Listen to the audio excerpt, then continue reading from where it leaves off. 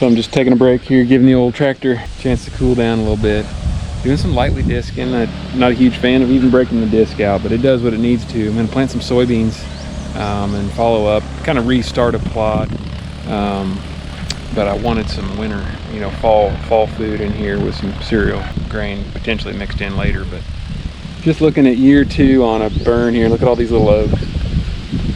You know, it looks pretty bare. You know, it was a pretty heavy TSI burn. Got some standing cottonwoods with still shade, but they're all girdled. They're slowly dying. Then right across this fire break, you can see a recent burn there. A bunch of good oaks in here, so just exciting to see. But yeah, you look at year 2 and down here, look at some of these oaks coming in.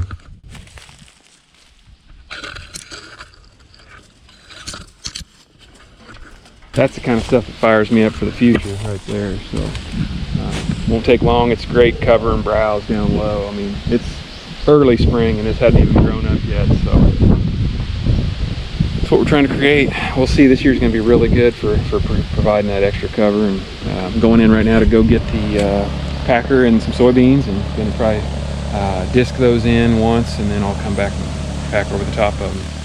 Should be pretty quick planting, but enjoy it. It's tough to decide on spring planting and fall planting, but I want to have a little mix of both, spring plots and fall plots.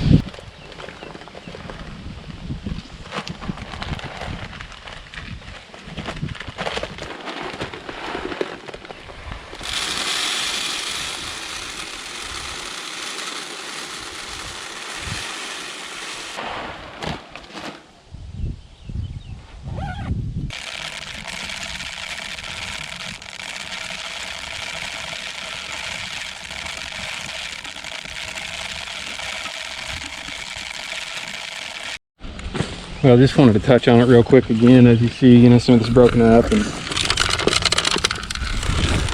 got some good soybeans in here, and really I was lacking this. Got a tree here, actually big elm I cut, and it's going to eventually have switchgrass in it. I want to split this plot up. It's got a lot of trees in it and stuff, but really don't like breaking the soil up, obviously. But you know, there's times where you start fighting the grasses so much that you kind of have to a little bit, and I just have gotten to a method where I do it on the top portions, and I'm able to control the weeds pretty good by keeping them living rich for most of the year. And I don't have a lot of the weeds. Obviously you're bringing in some of the native stuff, but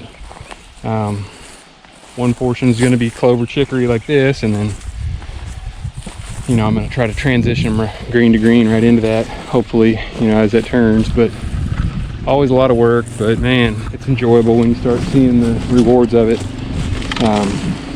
You know, it's always something to keep moving, and you don't have to go to these lengths all the time. And there's years where it's like, man, maybe I don't need to go quite that far, but I've just noticed incrementally each little step you do is just that much better. And so I encourage it. It's good for the mind and keeps you moving. So it's fun knowing what you're providing for all wildlife.